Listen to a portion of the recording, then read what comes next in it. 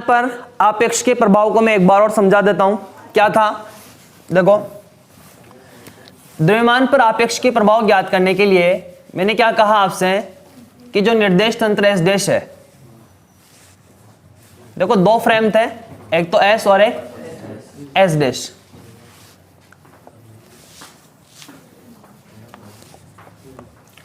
तो मैंने क्या कहा कि निर्देश तंत्र एस डैश में दो समान द्रव्यमान के, इनके मास क्या है, सेम है, और ये कैसे टक्कर कर रहे थे, इनकी जो कोलिजन हो रही थी वो u और माइनस u, इनके जो वेग थे वो कितने थे, माइनस u और माइनस u थे। तो मैंने संवेग संरक्षण नियम जब इसमें लगाया तो mu माइनस mu, देखो बराबर क्या, m प्लस m और v डैश, ये एस डैश फ्रेम में रखे हुए थे, ठीक है। तो यहां से कितना है, 0 बराबर 2m v डैश, तो v डैश बराबर कितना, 0। इसका मतलब क्या है कि निर्देश तंत्र, मतलब यूं बोलूं कि मैं टक्कर के पश्चात ये संलयित होकर, मतलब जुड़कर क्या हो जाएंगे, स्थिर अवस्था में आ जाएंगे, स्थिर अवस्था में आ जाएंगे। इसका मतलब निर्देश तंत्र एस डैश में कैसे रखे हैं, ये विराम अवस्था में। अब S dash frame S frame के सापेक्ष क्या था, v वेग से गतिमान था। कितने वेग से, v वेग से गतिमान था।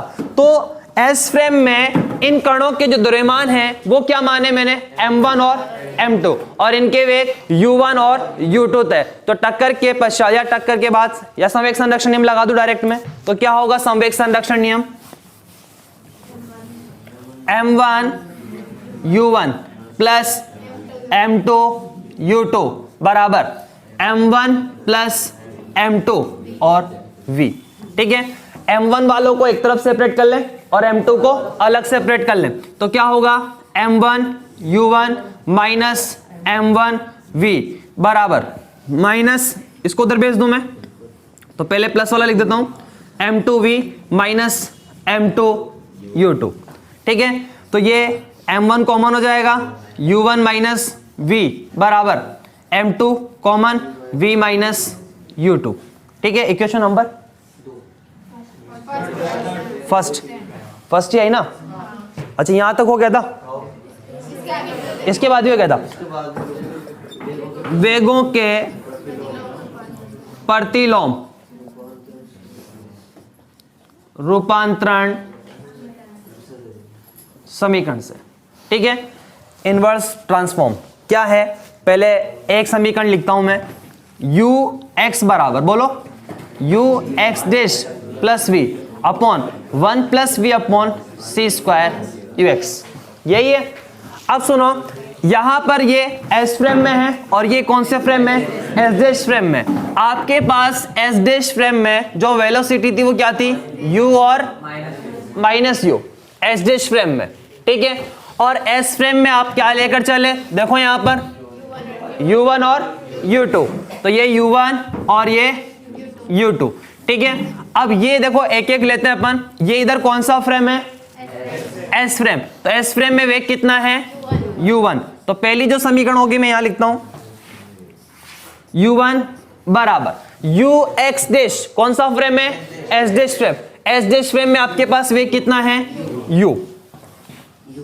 u plus v upon 1 plus v upon सी स्क्वायर यू एक्स, कौन सा फ्रेम है, यू एक्स, बिल्कुल, क्योंकि अपन एस डैश फ्रेम में लिखा है मैंने प्रतिलोम, तो यू एक्स डैश है यहां पर, तो यू एक्स डैश का मतलब कौन सा फ्रेम है, एस डैश फ्रेम, और एस डैश फ्रेम में वेग कितना है, u, अरे एस डैश फ्रेम में, एस डैश फ्रेम में कौन सा है, u, ठीक है। अब ये वाला तो अपन ने काम ले लिया, ये और ये, अब कौन सा बचा हुआ है, माइनस u और u2 बचा हुआ है। तो देखो वापस इधर कौन सा फ्रेम है, एस फ्रेम, तो क्या लिखूं मैं, u2 बराबर, इधर ux डैश मतलब एस डैश फ्रेम है, एस डैश फ्रेम का मतलब कौन सा बचा हुआ है, minus u plus v upon 1 plus v upon सी स्क्वायर है, और वो ux डैश है मतलब एस डैश फ्रेम में, तो यहां क्या आएगा, माइनस u, इसलिए मैंने यहां पर माइनस कर दिया, और ये u। Equation number second, equation number third, अरे ये लो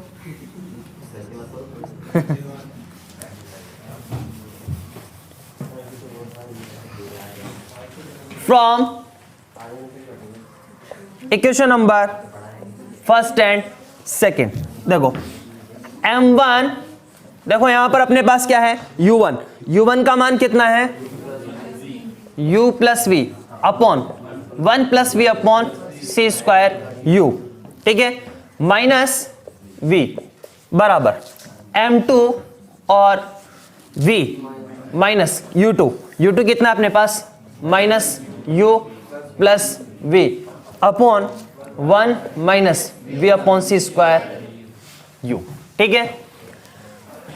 m1 मैं यहां से इन दोनों में से सी स्क्वायर एलसीएम ले रहा हूं, तो क्या होगा u plus v C square यहां लिख दूं अपॉन सी स्क्वायर प्लस uv या v u, बात एक ही है, माइनस v बराबर m2 v माइनस सी स्क्वायर ले लूं मैं तो कितना होगा C square minus u plus v upon सी स्क्वायर माइनस uv, लिख सकते हैं ऐसा m1 सी स्क्वायर प्लस uv, तो C square u plus v minus किससे इंटू करूं v से, तो कितना होगा सी स्क्वायर v माइनस, क्योंकि यहां पर देखो माइनस है तो क्या हो जाएगा u v स्क्वायर, ठीक है, बराबर m2 सी स्क्वायर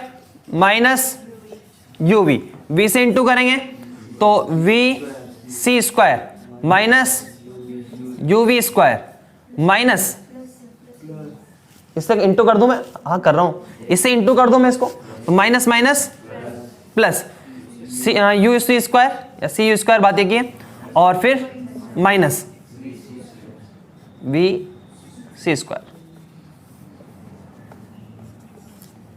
बस। अब कुछ कैंसिल, इसको भी मैं इंटू कर दूंगा डायरेक्ट, एक स्टेप कम हो जाएगी, तो C square U plus C square V, तो ये सी स्क्वायर वी से तो सी स्क्वायर वी, इधर भी वी सी स्क्वायर से वी सी स्क्वायर कैंसिल, ठीक है। तो m1 यहां से क्या बचा अपने पास C square u minus you V square upon C square plus you V बराबर m2, यहां पे देखो सी स्क्वायर u और minus you V square upon C square minus you V, ठीक है, ये कैंसिल हो गया, तो m1 upon m2, m1 upon m2 बराबर सी स्क्वायर प्लस यूवी अपॉन सी स्क्वायर माइनस यूवी। मैं यहां से सी स्क्वायर कॉमन ले लूं, देख लो आपके हिसाब से, हाँ? एक बार हमारे तो कॉपी में लिखा दो बस आप, फिर हम देख लेंगे बाद में, एक बार लिखाओ तो सही आप, हाँ? अगर आपने कहीं का लिखा है तो हम भी का ही लिखेंगे, और अगर के लिखा है तो के लिखेंगे, एक लाइन भी चेंज नहीं होगी। m1 अपॉन m2 बराबर सी स्क्वायर में कॉमन ले लूं, ऊपर से भी और नीचे से भी कैंसिल हो जाएगा, तो 1 minus 1 plus you we upon C square upon 1 minus you we upon C square, equation number 3, ठीक है। अब इस RHS को सॉल्व करने के लिए, मतलब 1 plus you we upon C square 1 minus you we upon C square, इसको सॉल्व करने के लिए मैं एक पद लेकर चलता हूं 1 माइनस u1 का स्क्वायर अपॉन सी स्क्वायर, 1 माइनस u1 का स्क्वायर अपॉन सी स्क्वायर, और यहां पर मेरे पास u1 का मान है, इसमें वैल्यू पुट करूंगा मैं और मेरे पास एक समीकरण आएगी, ठीक है। फिर मैं एक दूसरा पद लेकर चलूंगा 1 माइनस u2 का स्क्वायर अपॉन सी स्क्वायर, उसको हल करूंगा, एक दूसरी समीकरण आएगी। जब इन दोनों का आपस में भाग दूंगा मैं तो मुझे ये चीज मिल जाएगी, अभी चेक कर लेंगे अपन, और फिर मान रख देंगे तो m1 अपॉन m2 बराबर समथिंग जो भी आएगा देख लेंगे। तो कहां तक हो गया एक बार बता दो मुझे, थ्योरी लिखा दी थी क्या मैंने, बस लिखना ही है, थ्योरी कंप्लीट थी, ओ लिख लो फिर क्या है, हाँ हाँ आराम से 2-3 दिन में लिख लेना। बच्चे आ रहे हैं अभी तो, जाने कहाँ ठंड लग रही है इनको, खाया पिया करो। यस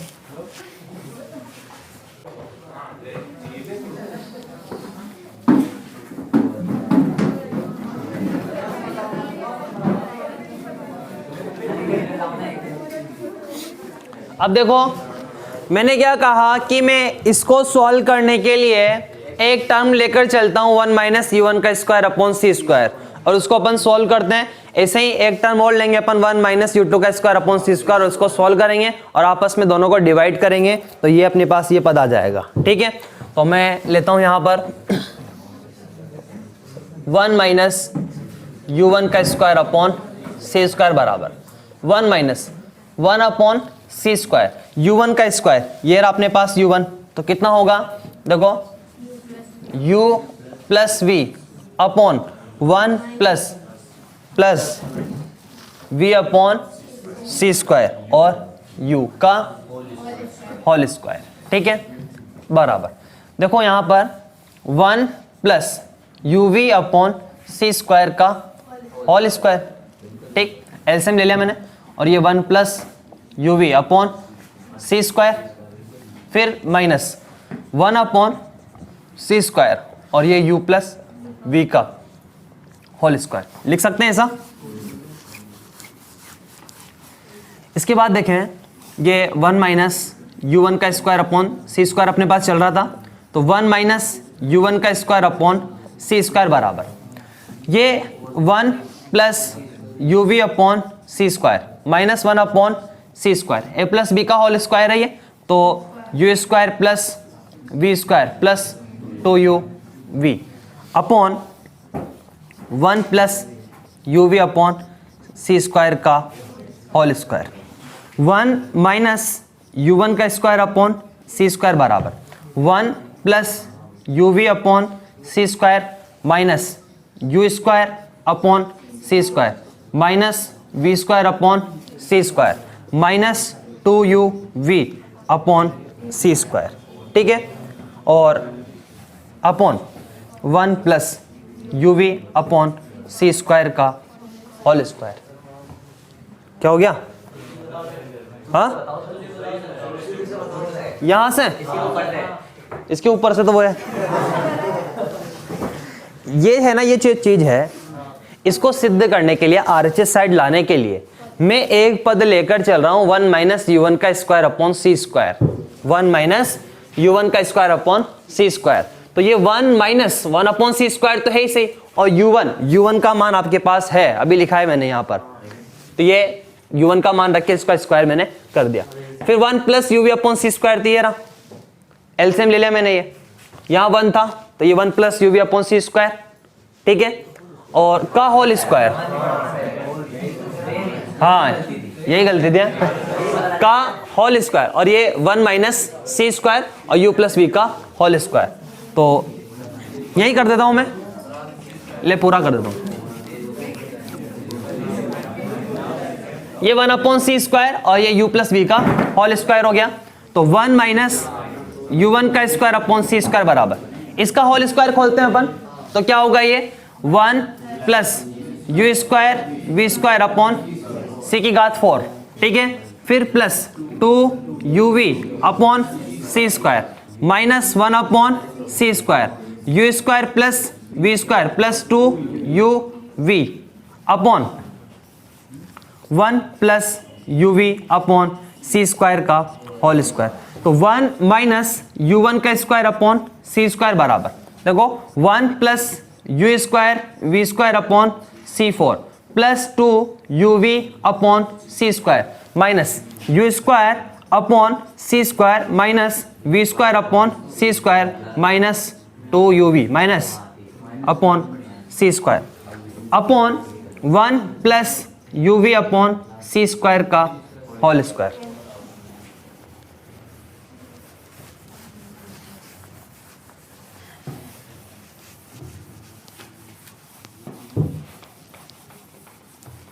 कुछ कैंसिल हो रहा है, क्या किया, 2 you we upon C square से 2 you we upon C square cancel, 1 minus u square upon C square एक पद तो ये है, देखो 1 माइनस यू वन का स्क्वायर अपॉन सी स्क्वायर बराबर 1 माइनस यू स्क्वायर अपॉन सी स्क्वायर। ठीक है, अब एक तो ये बचा हुआ है अपने पास और ये एक ये बचा हुआ है, इन दोनों में क्या कॉमन है, माइनस का वी स्क्वायर अपॉन सी square, minus v square upon सी स्क्वायर में कॉमन ले लूं तो यहां से कितना बचा 1 minus u square upon C square, you square upon C square upon 1 plus you we upon C square का होल स्क्वायर। तो 1 माइनस u1 का स्क्वायर अपॉन सी स्क्वायर बराबर 1 माइनस वी स्क्वायर अपॉन सी स्क्वायर और 1 माइनस यू स्क्वायर अपॉन सी square. ये चीज common हो गई, तो 1 minus v square upon C square upon 1 plus you we upon C square का होल स्क्वायर। समीकरण 4, इक्वेशन नंबर 4 है थर्ड के बाद। फिर 1 माइनस u2 का स्क्वायर अपॉन सी स्क्वायर, दूसरा मैं पद लेकर चल रहा हूं। जैसे ये था ना 1 माइनस u1 का स्क्वायर अपॉन सी स्क्वायर, ऐसे 1 माइनस u2 का स्क्वायर अपॉन सी स्क्वायर। अब इसको पूरा सोल्व नहीं करेंगे अपन, इससे लिखेंगे डायरेक्टली। तो बोलो क्या लिखेंगे?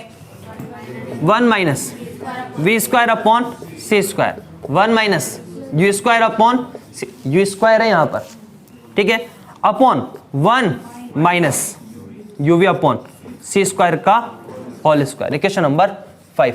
क्योंकि आपके पास जो u2 है ना उसमें नीचे माइनस है, 1 माइनस वी अपॉन सी स्क्वायर यू, देखो आप u2 में, और ऊपर माइनस यू प्लस वी है वो तो स्क्वायर करेंगे तो वैसे ही प्लस में होगा, तो उसका कोई इफेक्ट पड़ेगा ही नहीं अपने पास। अब ये मैं क्या करता हूं, इक्वेशन नंबर 5 में इक्वेशन नंबर 4 का भाग देता हूं, डिवाइड करता हूं। तो क्या होगा यहां से 1 माइनस u2 का स्क्वायर अपॉन सी स्क्वायर अपॉन 1 माइनस u1 का स्क्वायर अपॉन सी स्क्वायर। देखो इसमें मैं इसका भाग दे रहा हूं, तो यहां से इसमें अपन इसका भाग देंगे तो क्या आएगा, ये तो कैंसिल हो जाएगा।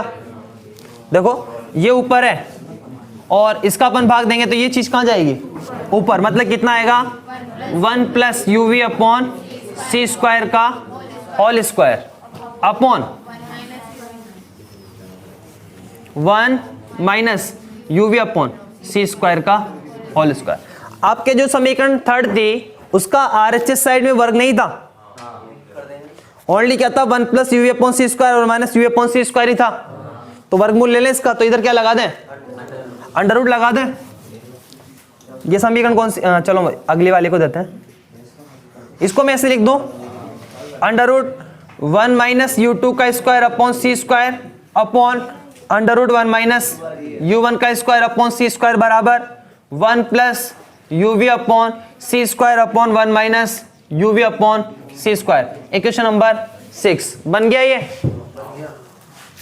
इक्वेशन नंबर जो थर्ड का आरएचएस था वो यही था, तो उसकी जगह अपन क्या लिख सकते हैं 1 माइनस u2 का स्क्वायर अपॉन सी स्क्वायर अपॉन 1 माइनस u1 का स्क्वायर अपॉन सी स्क्वायर, और एलएचएस में क्या था m1 अपॉन m2। तो m1 अपॉन m2 बराबर अंडर रूट 1 माइनस u2 का स्क्वायर अपॉन सी स्क्वायर और upon under root 1 minus u1 का स्क्वायर अपॉन सी स्क्वायर, मतलब m1 under root 1 minus u1 का स्क्वायर अपॉन सी स्क्वायर बराबर m2 under root 1 minus u2 का square upon सी square. अब ये दोनों पद क्या है, एक दूसरे के क्या है, स्वतंत्र है, एक दूसरे से क्या है, स्वतंत्र है, इसलिए इसको क्या करेंगे, एक नियतांक के बराबर मानेंगे, और वो जो कांस्टेंट है वो क्या है, m0 है, मतलब m0 है। उस m0 को आप क्या कहते हो, रेस्ट मास, विराम द्रव्यमान मतलब, ठीक है। और अगर उसको अपन विराम द्रव्यमान कहेंगे तो m1 बराबर m0 upon under root 1 minus u square upon सी स्क्वायर, u1 का स्क्वायर अपॉन सी स्क्वायर। ऐसे अपन किसका मान निकाल लेंगे, m2 का, तो m0 upon under root 1 minus u2 का स्क्वायर अपॉन सी स्क्वायर। और व्यापक रूप में m1 और m2 को क्या कहते हैं, m ओनली। मैंने कहा था कि बाद में बराबर कर दूंगा मैं, लिखें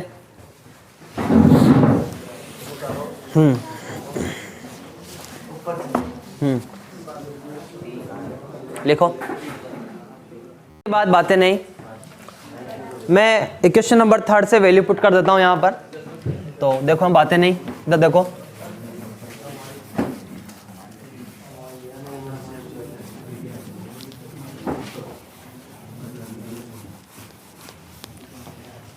from equation number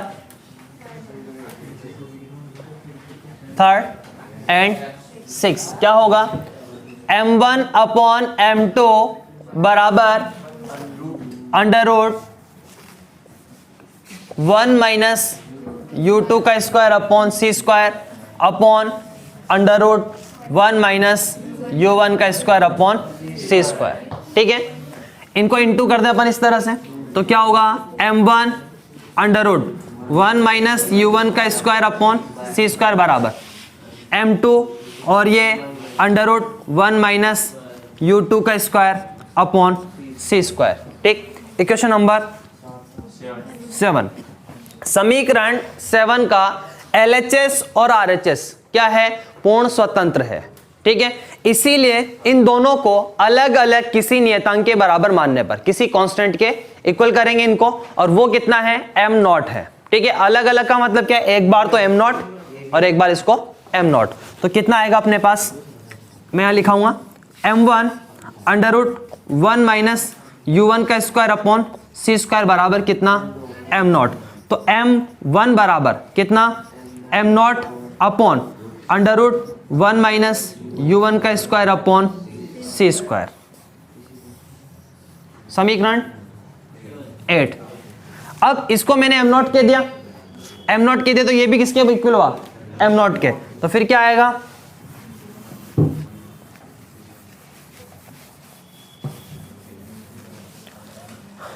m2 under root 1 minus u2 का स्क्वायर अपॉन सी स्क्वायर बराबर कितना? m0। तो m2 बराबर m0 upon under root 1 minus u2 का स्क्वायर अपॉन सी स्क्वायर। इक्वेशन नंबर कौन सी? 9।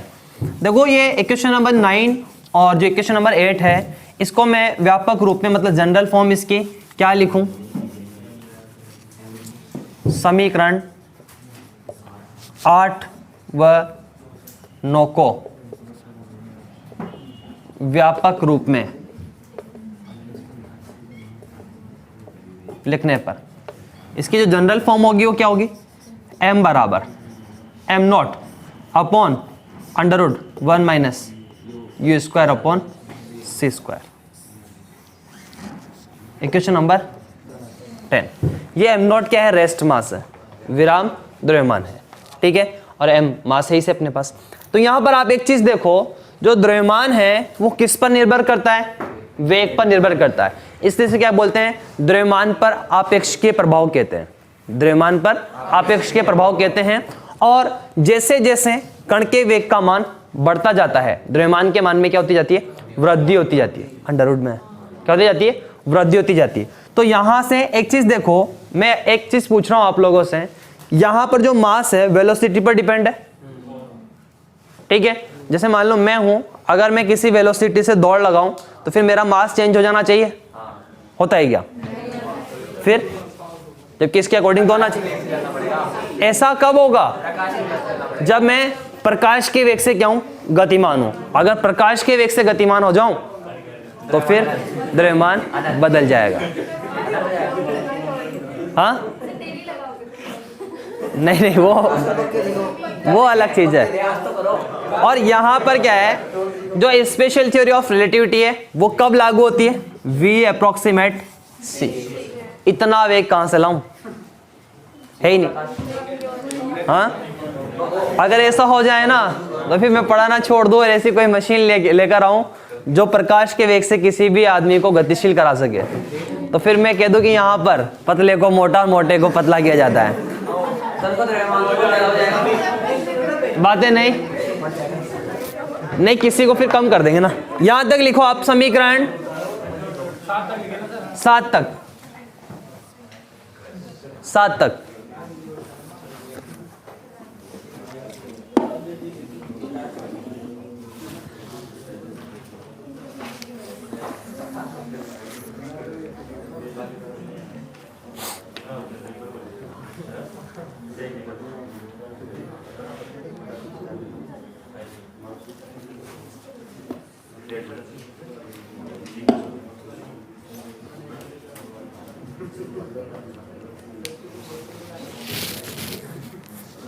इक्वेशन नंबर 7 तक लिख लिया क्या?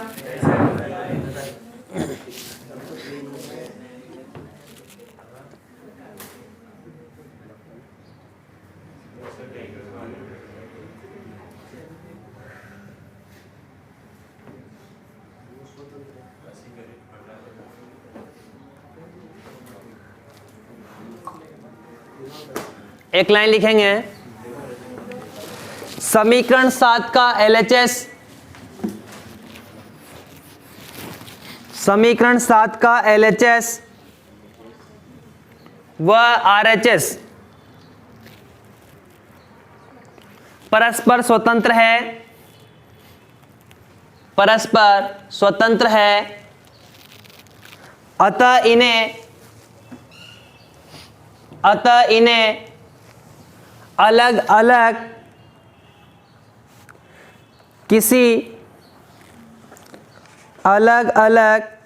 किसी नियतांक m0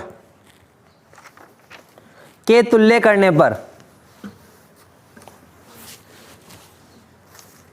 m0 के तुल्य करने पर, तो मैंने अलग अलग इसको m0 कह दिया। ये m0 क्या है या m0 क्या है? विराम द्रव्यमान है। ये लिख लो समीकरण 10 तक, 10 तक।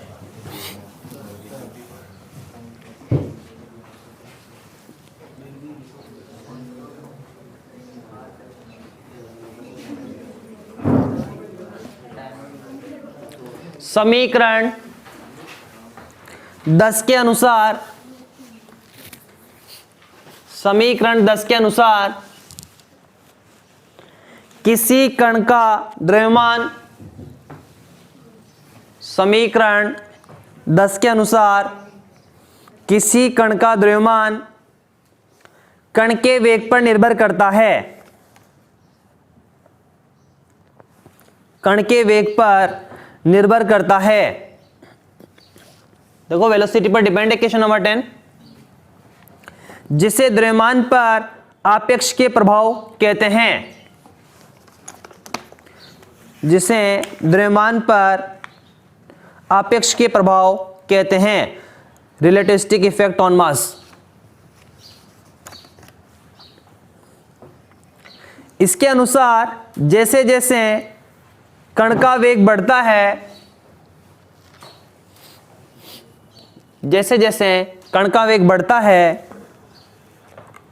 द्रव्यमान के मान में भी, द्रव्यमान के मान में भी वृद्धि होती है, द्रव्यमान के मान में भी वृद्धि होती है। ज्यादा से ज्यादा वेग कितना हो सकता है? u बराबर c। अगर u बराबर c हो जाए तो फिर m बराबर m0 अपॉन अंडर रूट 1 - 1, ठीक है।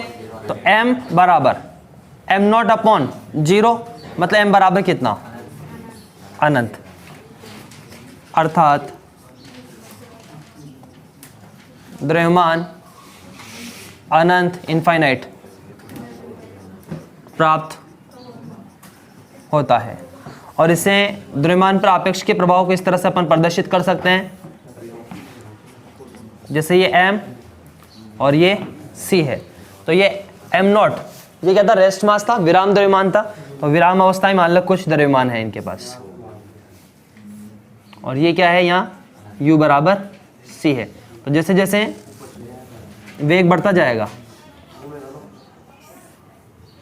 देखो जैसे जैसे वेग बढ़ता जाएगा u बराबर c पर, द्रव्यमान क्या जाएगा? अनंत हो जाएगा।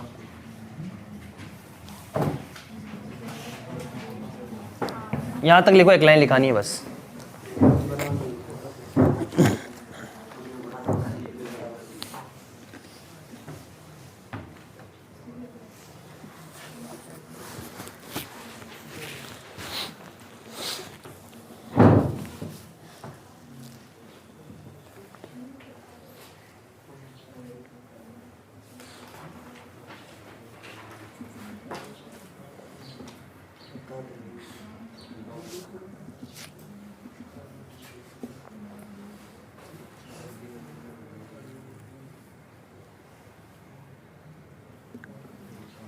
लिखें इसके बाद, द्रव्यमान पर आपेक्ष के प्रभाव को,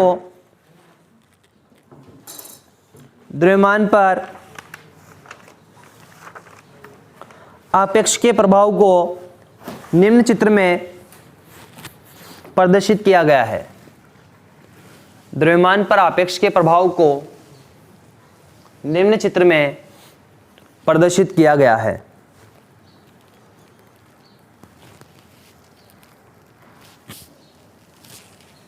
बना लो।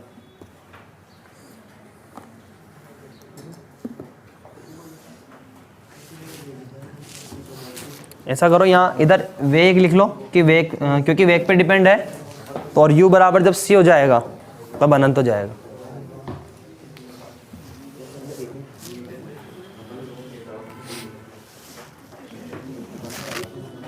इससे रिलेटेड क्वेश्चन आया हुआ है एग्जाम में। हो ही क्या टाइम पूरा ज्यादा हो गया। ठीक है, चलो आज के लिए यहाँ तक।